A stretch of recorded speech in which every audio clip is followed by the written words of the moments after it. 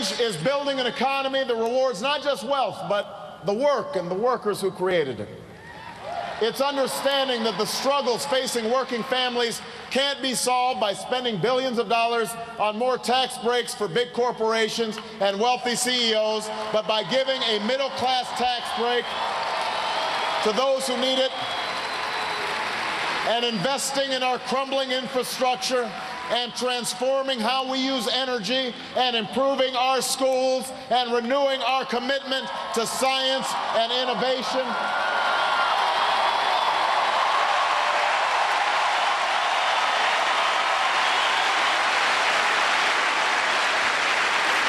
It's understanding that fiscal responsibility and shared prosperity can go hand in hand, as they did when Bill Clinton was president.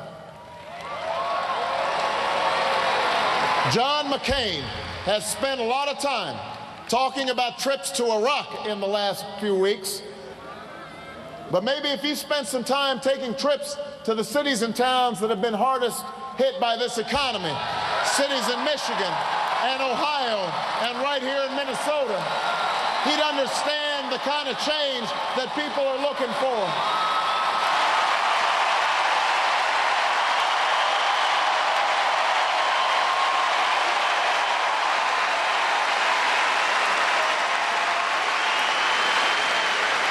Maybe if he went to Iowa and met the student who works the night shift after a full day of class and still can't pay the medical bills for a sister who's ill, he'd understand she can't afford 4 more years of a health care plan that only takes care of the healthy and the wealthy.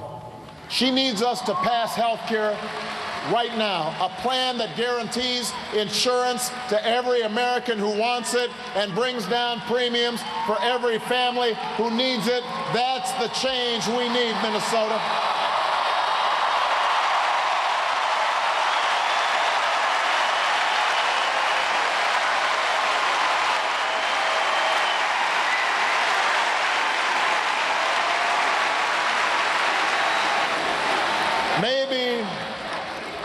Maybe if John McCain went to Pennsylvania and he met the man who lost his job but can't even afford the gas to drive around and look for a new one, he'd understand we can't afford 4 more years of our addiction to oil from dictators.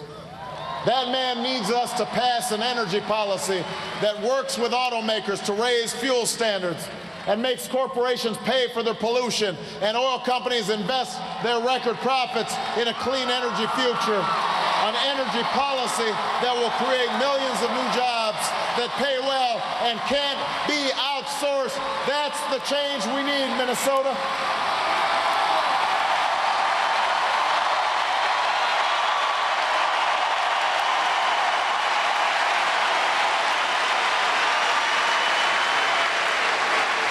And maybe if John McCain spent some time in the schools of South Carolina or St. Paul, Minnesota, or where he spoke tonight in New Orleans, Louisiana, he'd understand that we can't afford to leave the money behind for No Child Left Behind, that we owe it to our children to invest in early childhood education and recruit an army of new teachers and give them better pay and more support, and finally decide that in this global economy, the chance to get a college education should not be a privilege for the few, but a birthright of every American.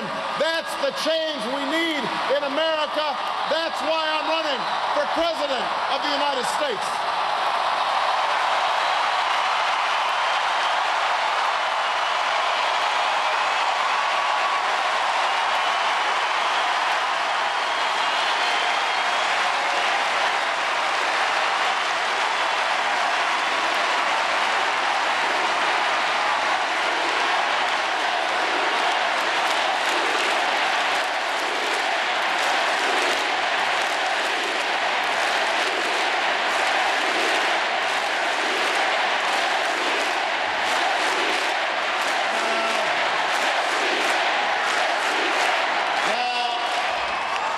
The other side will come here in September and offer a very different set of policies and positions.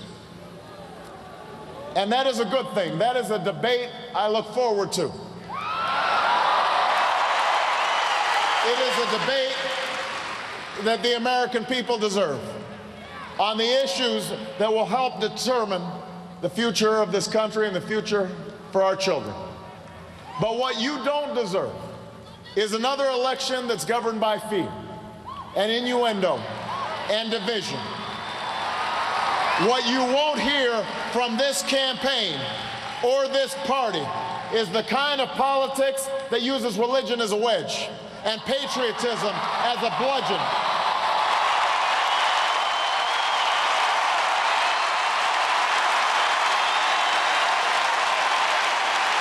What you won't see from this campaign or this party is a politics that sees our opponents not as competitors to challenge, but enemies to polarize. Because we may call ourselves Democrats and Republicans, but we are Americans first. We are always Americans first.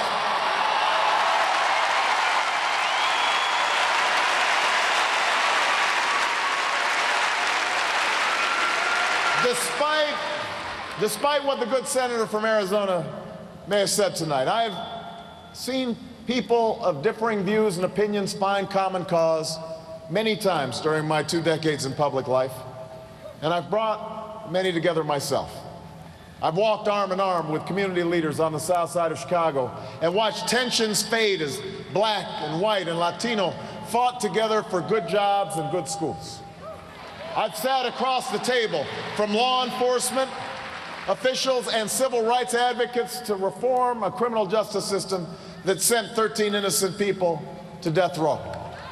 I've worked with friends in the other party to provide more children with health insurance and more working families with a tax break, to curb the spread of nuclear weapons and ensure that the American people know where their tax dollars are being spent, and to reduce the influence of lobbyists who have all too often set the agenda in Washington.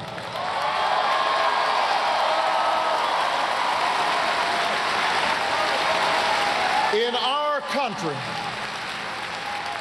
our country, I have found that this cooperation happens not because we agree on everything, but because behind all the false labels and false divisions and categories that define us, beyond all the petty bickering and point scoring in Washington, Americans are a decent, generous, compassionate people, united by common challenges and common hopes.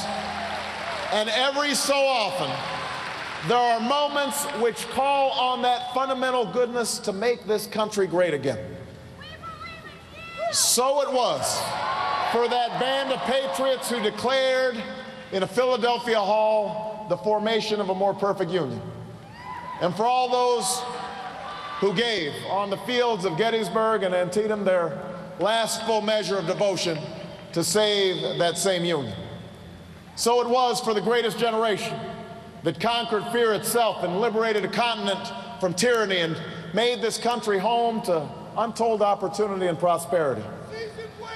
So it was for the workers who stood out on the picket lines, the women who shattered glass ceilings, the children who braved a Selma Bridge for freedom's cause. So it has been for every generation that faced down the greatest challenges and the most improbable odds to leave their children a world that's better and kinder and more just. And so it must be for us.